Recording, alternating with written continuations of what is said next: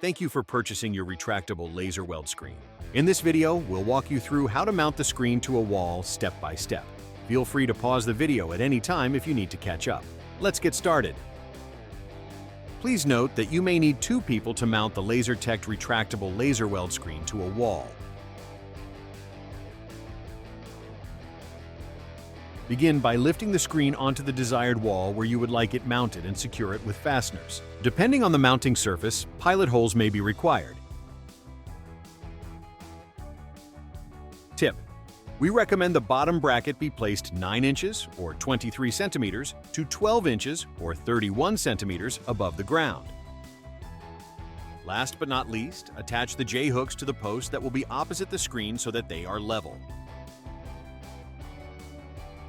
Your retractable laser weld screen is successfully mounted and ready to enhance both the efficiency and safety of your workspace. Thank you for choosing Shaver Industries.